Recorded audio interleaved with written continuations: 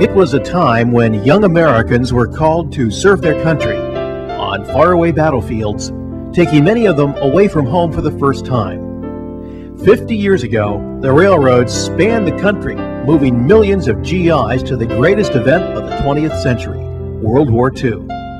And for many, the brief stop at a small-town railroad depot canteen was remembered for the rest of their lives as a visit to Dreamsville.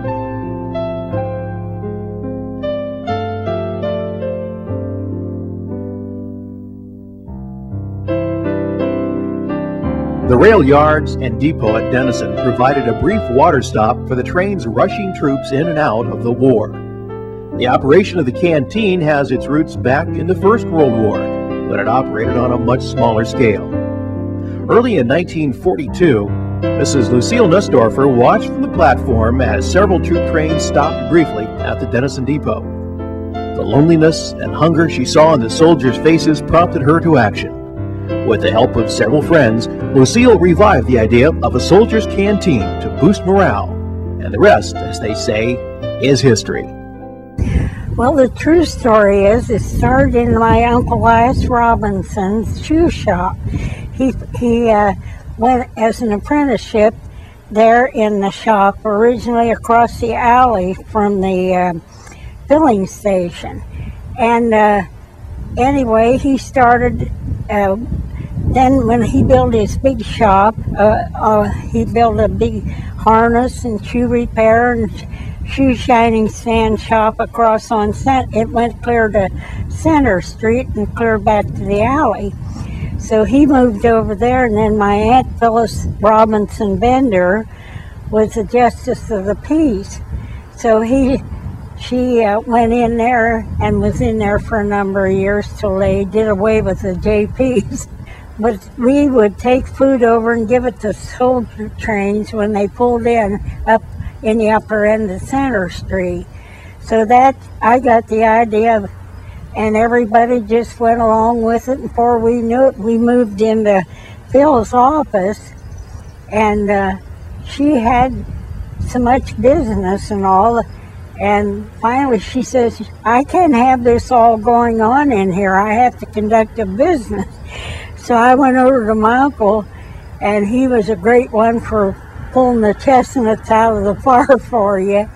And I said, Uncle Elias, what's the matter with that filling station of Charlie Lindsay? It's empty. Do you suppose he'd let us have that to do our work for the soldiers? He said, I'll see about it right away. And he called Charlie. Charlie says, yes. Well, you know, he was the older, one of the older ones in the Lindsay funeral home.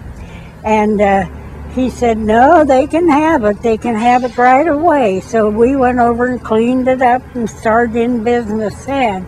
We had to have somebody could get it in line, like the Salvation Army. So I went to them and talked to them, and they said they'd do it. So then we got them down here and started in. Well, then it was inconvenient in so many ways. We had to come through the upper end of the depot there where all those carts are, and you had to carry coffee pots, and they had trays with your sandwiches and cookies on it. And so I thought to myself, well, there's that Dennison depot. It's been idle all this time, and I told what I wanted, and she put me right on to Mr. Weisgarber, right? And he talked to me, and I told him who I was, and he was a good friend of my dad's. And he says, you'll have that depot right away. So that's how we got to depot. But we didn't get to that only, and it was the third step of the canteen. Now that's the real story. The first money that was made was a play up at the Dennison High School. And when the community and the surrounding areas heard of what the project was going to be, everybody jumped in and helped. We went from door to door. It wasn't one person or one town. It was all surrounding areas that helped. They had a supervisor and a group of ladies that would serve that day, and they would have sandwiches, cookies, fruit, coffee, sometimes chocolate bars, but as you remember, that was during the war, and they were rationed. But the people pulled together, gave their ration stamps so that they could bake cookies and have things for the soldier boys.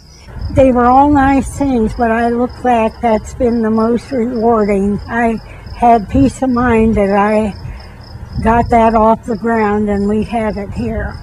That the canteen is made up of so many different people and so many different stories, and unfortunately they're not all here to tell their stories. Some of them, since we started, have passed away. John Toland, who was the chairman, and Irene Andrietta, and all the stories.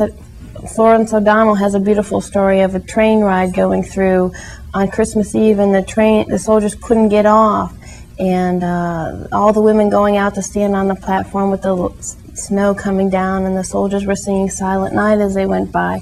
And for example, Frances Laporte, who was so excited because she brought cupcakes with icing on them, which was unheard of to give away because of rationing, but she had extra ration tickets because she had a child. So all these stories, everyone is unique and precious and different, and it's just what makes this so special is the people coming together and doing this and each sharing in the project. Now marking the 50th anniversary of its start, memories of the Salvation Army Canteen are still quite vivid for those who were there and contributed to the effort, and for those GIs who spread the story of Dreamsville literally around the world. It was a wonderful thing to do, and the service people certainly appreciated it, because no matter where you were in the United States or even overseas, and another GI or someone asked you, "Where are you from, buddy?" and you said Dennison, Ohio, they knew where Dennison, Ohio was, because, oh yeah, I stopped there and got coffee and donuts and sandwich one night about 2 o'clock in the morning or something like that. I met fellows that came into our outfit that had came through Dennison, stopped at the canteen. They were hungry and tired, and said that was Dreamsville, Ohio to them. When we have bus tours, for example, which are largely senior citizens, it's very rare that there isn't someone on that tour who knows of the canteen or knows someone who stopped here or someone who volunteered or they themselves stopped here. And of course, we give them an opportunity to tell their story. So we get quite a few people through here that helped at the canteen. And at the time, it was such a busy thing, you know, train stopping over for 5 minutes and the women so busy, a lot of records weren't kept. It's amazing that they kept how many statistics of lollipops and sandwiches they gave out, but you don't know the names of any of the soldiers that stopped. And many of the volunteers you don't know. We know supervisors, but we don't know the women from St. Mary's Church who came, all of them, or the other churches throughout the county.